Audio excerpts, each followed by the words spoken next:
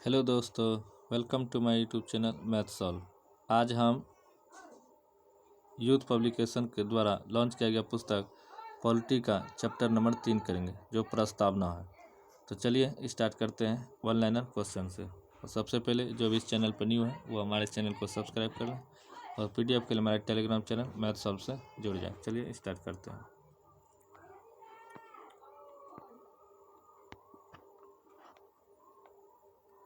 तीन number chapter है, इसमें पहला क्वेश्चन है,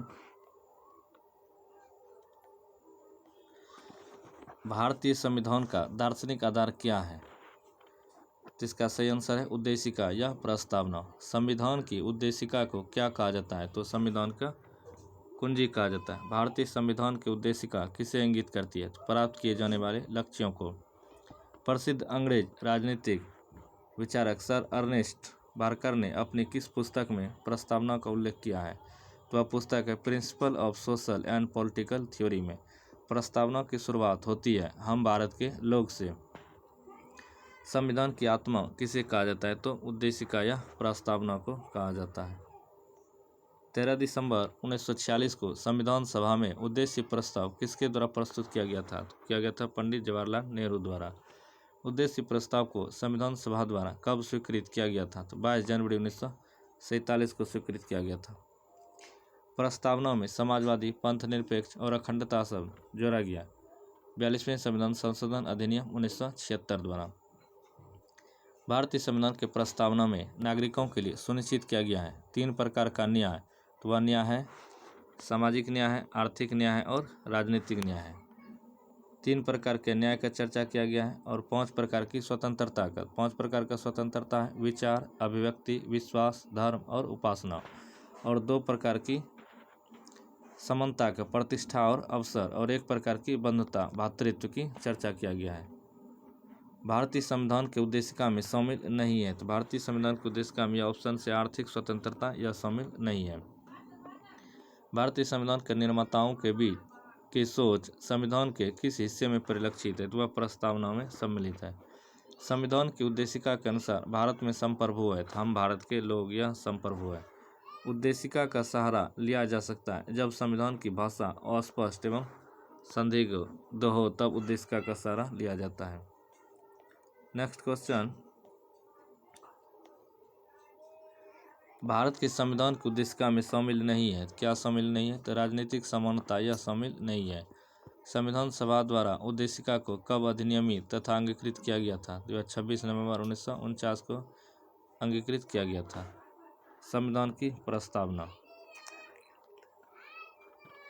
हम भारत के लोग भारत को एक संपूर्ण, प्रभुत्व संपन्न, समाजवादी, पंथ निरपेक्ष, लोकतंत्र गणराज्य बनाने के लिए तथा उसके समस्त नागरिकों को सामाजिक, आर्थिक और राजनीतिक न्याय, विचार, अभिव्यक्ति, विश्वास, धर्म और उपासना की स्वतंत्रता, प्रतिष्ठा और अवसर की समानता प्राप्त करने के लिए तथा उन सब में व्यक्ति की गरिमा और राष्ट्र की एकता और अखंडता सुनिश्चित करने वाली बंधुता बढ़ाने के लिए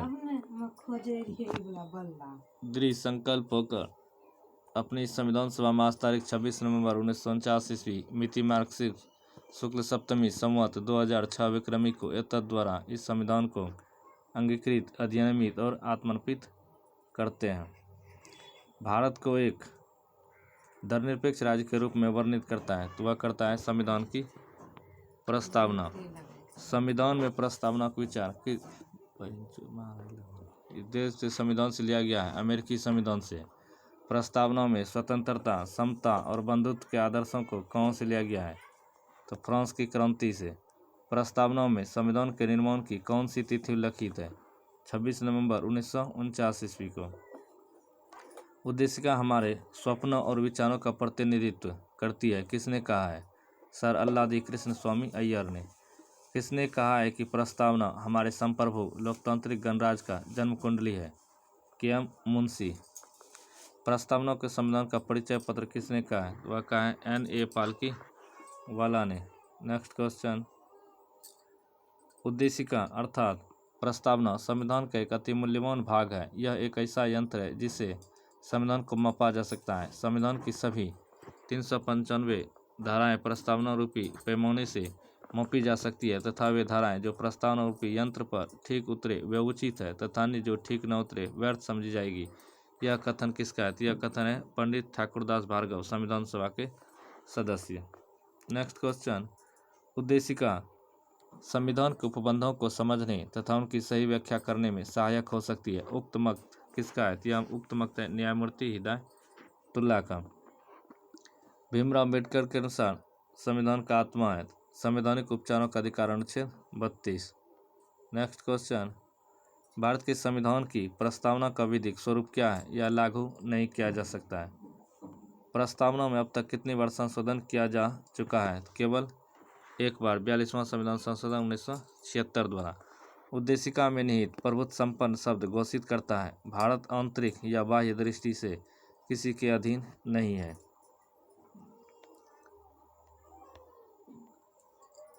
प्रस्तावना में अंतर्निहित मौलिक शब्द है संप्रभुता, समाजवाद, पंथ निरपेक्ष, प्रजातंत्र, गणराज्य, समानता, स्वतंत्रता, न्याय, एकता, अखंडता एवं भातृत्व। उच्चतम न्यायालय द्वारा सर्वप्रथम उद्देशिका को किस वाद में संविधान का भाग नहीं माना गया है? बेरुवारी वाद 1960 ईस्वी। किस वाद में उद्देश्य का प्रस्तावना को संविधान का भाग स्वीकार किया गया है? केशवानंद भारती बनाम केरल राज्य 1973 ईस्वी। प्रस्तावना के संविधान की मूल आत्मा किस वाद में कहा गया है? गोलकनाथ बनाम पंजाब राज्य प्रकरण 1967 में। किस वाद का प्रस्तावना पर गहन विचार विमर्श की छाप है? सज्जन सिंह बनाम राजस्थान राज्य 1965 ईस्वी। नेक्स्ट क्वेश्चन, संविधान की प्रस्तावना में वर्णित मौलिक शब्दों का सही क्रम क्या है? संपूर्ण, प्रभुत्व संपन्न, समाजवादी, पंथ निरपेक्ष, लोकतंत्रात्मक, गणराज्य। उद्देशिका में प्रयुक्त समाजवाद की अवधारणा किस में अंतर्निहित है? तो वह अंतर्निहित है आर्थिक न्याय में। प्रस्तावना के विषयों में सुप्रीम कोर्ट के उद्देश्य न्यायाधीशों का मत।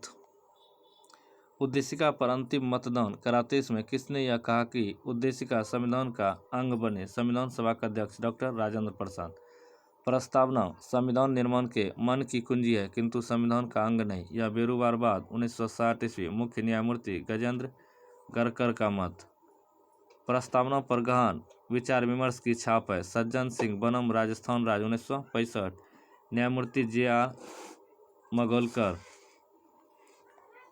प्रस्तावना संविधान का अंग ही नहीं बल्कि महत्वपूर्ण अंग है, केशवानंद भारती बनाम केरल राज्य 1973, मुख्य न्यायमूर्ति सिकरी का मत। संविधान की उद्देशिका उन सिद्धांतों का निचोड़ है जिनके आधार पर सरकार को कार्य करना है। यह संविधान की मूल आत्मा है, शाश्वत है, अपरिवर्तनीय है। IC गोलकनाथ बनाम पंजाब राज्य 1967, न्यायमूर्ति हिदायतुल्लाह का मत।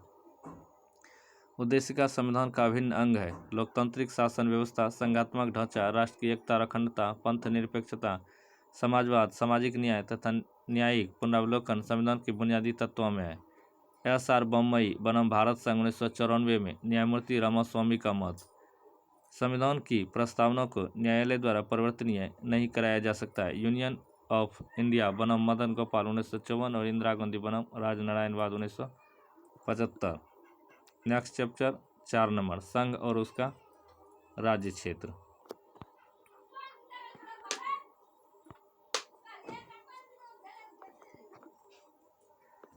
स्वतंत्रता के समय भारतीय सीमा के अंतर्गत रियासतों की कितनी संख्या थी? 552। स्वेच्छा से भारत में सम्मिलित होने वाली रियासतों की कितनी संख्या थी? 549। 3 राज्यों जिन्होंने भारत में सम्मिलित होने से मना कर दिया वे कौन से राज्य थे? हैदराबाद, जूनागढ़ और कश्मीर। कश्मीर भारत का अंग किस प्रकार का बना है? विलय पत्र पर हस्ताक्षर द्वारा। जूनागढ़ भारत में शामिल कैसे हुआ था? जनमत संग्रह के द्वारा। हैदराबाद भारत में किस तरह शामिल हुआ था? पुलिस कार्रवाई द्वारा, ऑपरेशन पोलो। संविधान में हमारे राष्ट्र का उल्लेख किन नामों से किया गया है? तो भारत तथा इंडिया।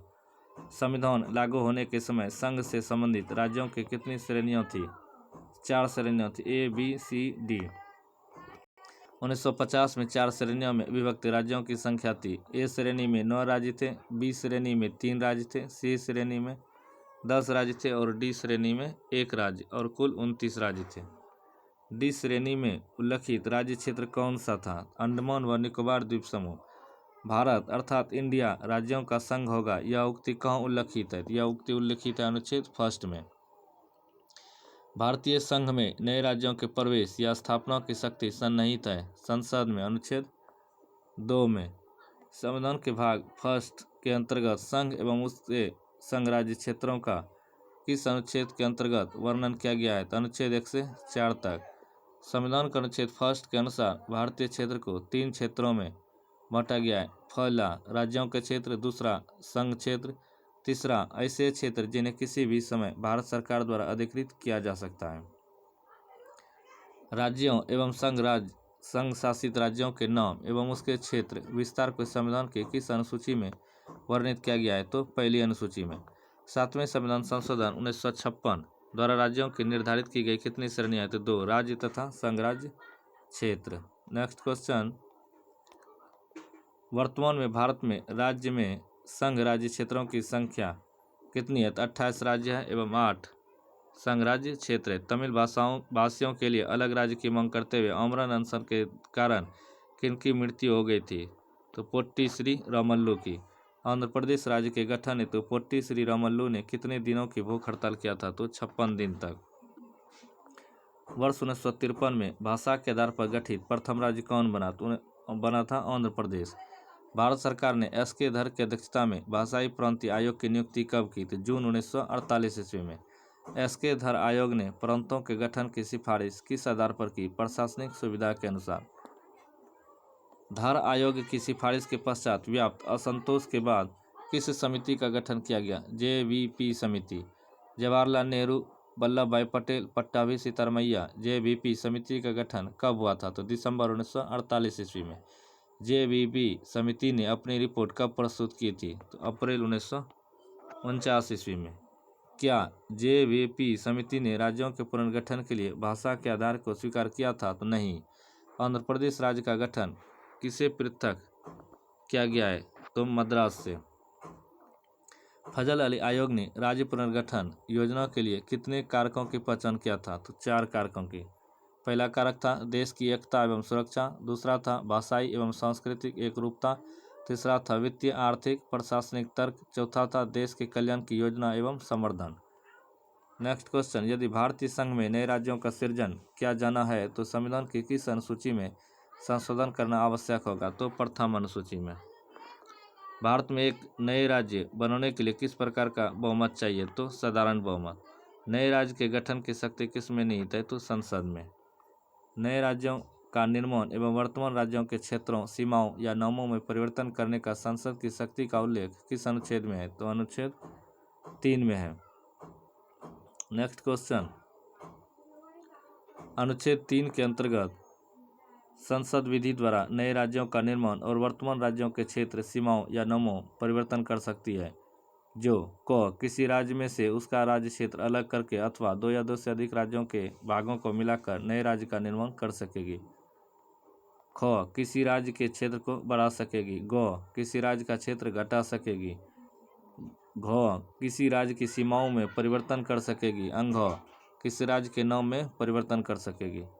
राज्य पुनर्गठन आयोग कब बनाया गया था? तो 1953 ईस्वी में। राज्य पुनर्गठन अधिनियम कब लागू किया गया? तो 1956 ईस्वी में। 1 नवंबर 1956 को राज्य पुनर्गठन आयोग ने कितने राज्यों एवं संघ राज्य क्षेत्र बनाए जाने की सिफारिश की थी? 14 राज्य एवं 6 संघ शासित संघ राज्य क्षेत्र। राज्य पुनर्गठन आयोग ने सदस्यों की संख्या कितना था? तो 3 था।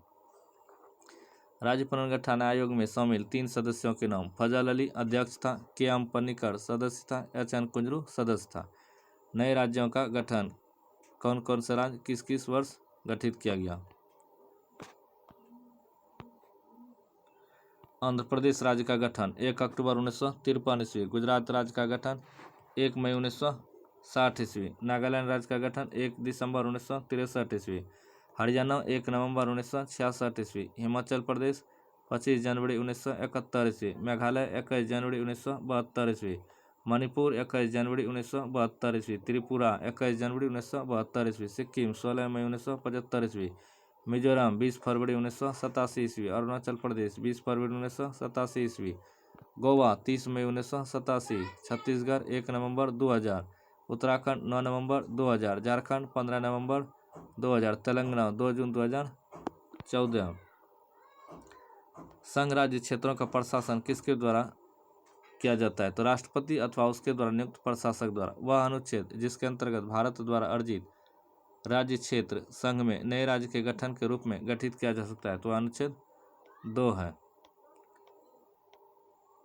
नेक्स्ट क्वेश्चन, पौंडीचेरी को भारत का संघ राज्य क्षेत्र किसके द्वारा बनाया गया था? तो 14वें संविधान संशोधन अधिनियम 1962 द्वारा। जम्मू कश्मीर राज्य का विलय किया गया था 26 अक्टूबर 1947 ईस्वी को। संघ राज्य क्षेत्र कौन कौन सब है? पहला अंडमान एवं निकोबार द्वीप समूह, दूसरा दादरा एवं नगर हवेली तथा दमन और द्वीप, तीसरा दिल्ली राष्ट्रीय राजधानी क्षेत्र, चौथा जम्मू कश्मीर, पांचवा लद्दाख, छठा लक्षद्वीप, सातवां पुदुचेरी, आठवां चंडीगढ़। दिल्ली को राष्ट्रीय राजधानी क्षेत्र का दर्जा दिया गया है 69वां संविधान संशोधन अधिनियम 1991 द्वारा। सिक्किम भारत का एक सह राज्य बना 35वां संविधान संशोधन के द्वारा। सिक्किम को पूर्ण राज्य का दर्जा कब प्रदान किया गया? 36वें संविधान संशोधन 1975 द्वारा। 22वां राज्य संसद साधारण बहुमत से किसी नए राज्य का गठन तथा किसी वर्तमान राज्य के क्षेत्र सीमाओं या नाम में परिवर्तन कर सकती है, तो राष्ट्रपति की सिफारिश से। किसी राज्य के क्षेत्र सीमाओं या नाम में परिवर्तन से संबंधित विधेयक को राष्ट्रपति किसे प्रेषित करेगा? संबंधित राज्य के विधानमंडल के राय हेतु। वह क्या किसी राज्य के क्षेत्र सीमा नाम आदि में परिवर्तन हेतु राष्ट्रपति या संसद विधानमंडल की राय हेतु बाध्य होंगे? तो नहीं। क्या संसद के साधारण बहुमत से किसी नए राज्य का गठन या किसी परिवर्तन का अनुच्छेद 368 के तहत संविधान संशोधन माना जाएगा? तो नहीं। 1960 ईस्वी में बम्बई को 2 पृथक राज्यों में विभक्त किया गया था। वे कौन थे? महाराष्ट्र और गुजरात। 1 मई 1960 ईस्वी बम्बई प्रांत के गुजराती भाषा क्षेत्र को अलग करके गुजरात को भारत का राज्य बनाया गया। 15वां राज्य 1966 में पंजाब के हिंदी भाषी क्षेत्र को किस राज्य के रूप में गठित किया गया? हरियाणा। भारतीय संघ का 18वां राज्य हिमाचल प्रदेश 1971 ईस्वी में। मणिपुर, त्रिपुरा, मेघालय राज्यों के गठन का क्रम है। मणिपुर 19वां राज्य, त्रिपुरा 20वां राज्य, मेघालय 21वां राज्य। सिक्किम 36वें संविधान संशोधन द्वारा पूर्ण राज्य का दर्जा प्राप्त कर बना 22वां राज्य। मिजोरम, अरुणाचल प्रदेश एवं गोवा क्रमशः 23वें, 24वें तथा 25वें राज्य के रूप में अस्तित्व में आया था 1987 ईस्वी। 26वें राज्य के रूप में छत्तीसगढ़ राज्य का गठन कब हुआ? 1 नवंबर 2000 ईस्वी में। भारतीय संघ के अंतर्गत किसी राज्य को मिलाने का अधिकार किसे है? तो संसद को। भारतीय संघ राज्य पद्धति की विशेषता है। भारत में स्वतंत्र न्यायपालिका, केंद्र एवं राज्यों के बीच शक्तियों का स्पष्ट विभाजन, संघबद्ध होने वाली इकाइयों को राज्यसभा में असमान प्रतिनिधित्व। क्या भारतीय संविधान के अंतर्गत राज्यों को संघ से अलग होने का अधिकार है? नहीं। 27वें राज्य के रूप में उत्तराखंड राज्य बना 9 नवंबर 2000 ईस्वी। 28वें राज्य के रूप में झारखंड राज्य बना 15 नवंबर 2000 ईस्वी। तेलंगाना राज्य अस्तित्व में आया 2 जून 2000 ईस्वी। 29वां राज्य जम्मू एवं कश्मीर पुनर्गठन अधिनियम 2019 के अंतर्गत जम्मू कश्मीर को 2 नए केंद्र शासित प्रदेशों में बांटा गया, जम्मू एवं कश्मीर, लद्दाख। केंद्रीय गृह मंत्रालय की अधिसूचना के अनुसार जनवरी 2020 में 2 केंद्र शासित प्रदेशों दादरा नगर हवेली दमन द्वीप को संयुक्त रूप से केंद्र शासित प्रदेश बनाया गया। अतः वर्तमान में कुल केंद्र शासित प्रदेशों की संख्या 8 संघ राज्य प्रदेश। दादरा और नगर हवेली 1954 तक किस औपनिवेशिक शासन के अंतर्गत था? पुर्तगाली। गोवा को पूर्ण राज्य का दर्जा कब प्राप्त हुआ? 1987 ईस्वी में। दमन और द्वीप को गोवा से अलग किया गया 56वें संविधान संशोधन के द्वारा। बेरुबारी राज्य क्षेत्र पश्चिम बंगाल के भाग को पाकिस्तान को हस्तांतरित करने के लिए पारित किया गया संविधान संशोधन था 9वां संविधान संशोधन 1960। सिक्किम राज्य के लिए विशेष प्रशासनिक व्यवस्था करने के लिए अनुच्छेद अंतः स्थापित किया गया अनुच्छेद 371 अविभाज्य राज्यों का अविभाज्य संघ कहा गया है अमेरिकी संघ को। भारत को घोषित किया गया है राज्यों का संघ। विभाज्य राज्यों का अविभाज्य संघ है भारत। अनुच्छेद 2 और 3 के अधीन नए राज्यों की स्थापना या उनके प्रवेश और विद्यमान राज्यों के नामों, क्षेत्रों और उनकी सीमाओं आदि में परिवर्तन के लिए बनाई गई विधियां अनुच्छेद 368 के अधीन संविधान के संशोधन नहीं मानी जाएगी। अनुच्छेद 4(2) के अंतर्गत वह अधिनियम जिसके अंतर्गत केंद्र तथा राज्यों के मध्य और विभिन्न राज्यों के मध्य परस्पर सहयोग के लिए क्षेत्रीय परिषदें स्थापित की गई। तो अधिनियम था राज्य पुनर्गठन अधिनियम 1956। वर्तमान में देश में क्षेत्रीय परिषदों की संख्या कितनी है? तो 5 है। उत्तर, मध्य, दक्षिण, पूर्व, पश्चिम। क्षेत्रीय परिषदों का गठन किसके द्वारा किया जाता है? तो राष्ट्रपति द्वारा। क्षेत्रीय परिषद किस प्रकार का निकाय है? परामर्शदात्री निकाय है। प्रत्येक क्षेत्रीय परिषद में सम्मिलित किया जाता है राष्ट्रपति या गृह मंत्री द्वारा मनोनीत केंद्रीय मंत्री तथा संबंधित राज्यों के मुख्यमंत्री। संघ राज्य क्षेत्र दिल्ली को राष्ट्र राजधानी क्षेत्र का दर्जा दिया गया। संबंधित अनुच्छेद है अनुच्छेद 239 को। राज्यों के पुनर्गठन से संबंधित विभिन्न आयोग 1903 में सर हर्बर्ट रिसले, 1911 में लॉर्ड हार्डिंग, 1918 में मॉन्टेग्यू चेम्सफोर्ड रिपोर्ट, 1928 में मोतीलाल नेहरू रिपोर्ट, 1930 में भारतीय स्टैच्यूटरी कमीशन, 1931 में ओडिनाल आयोग, 1936 में भारतीय संवैधानिक सुधार संयुक्त समिति, 1948 में एस.के. धर आयोग, 1948 में JVP आयोग, 1953 में फजल अली आयोग। नेक्स्ट क्वेश्चन, तमिलनाडु की राजधानी मद्रास थी, इसका परिवर्तित नाम क्या है? चेन्नई है।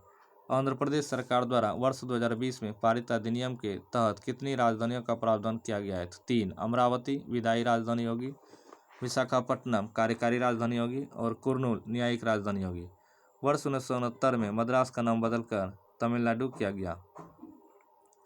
राज्यों के परिवर्तित नाम, मद्रास का नया नाम तमिलनाडु, मैसूर का नया नाम कर्नाटक, उत्तरांचल का नया नाम उत्तराखंड, पांडिचेरी का नया नाम पुदुचेरी, उड़ीसा का नया नाम ओडिशा। महत्वपूर्ण फैक्ट, भारत राज्यों का संघ यूनियन है, फेडरेशन नहीं। स्पष्ट होता है अनुच्छेद 1 से। राज्य संघ से अलग नहीं हो सकता, यह स्पष्ट होता है अनुच्छेद 1 से। हिमाचल प्रदेश राज्य 1971 से पहले था संघ राज्य क्षेत्र। मैसूर राज्य अधिनियम 1971 1973 के द्वारा मैसूर का नया नाम किया गया कर्नाटक। संविधान में प्रयुक्त यूनियन ऑफ स्टेट्स शब्द का अर्थ है संघ राज्य समझौते का परिणाम नहीं होने के कारण किसी भी राज्य को संघ से अलग होने का अधिकार नहीं है। उपयुक्त कथन है डॉक्टर भीमराव अंबेडकर का। सिक्किम का संघ के साथ संयुक्त किया जाना का उल्लेख है अनुच्छेद 2A में। अब नेक्स्ट चैप्टर 5 नंबर जो नागरिकता है यह भाग 2 में, इसकी चर्चा हम अगले नेक्स्ट वीडियो में करेंगे। मिलते हैं कल नेक्स्ट वीडियो के साथ। जय हिंद, जय भारत।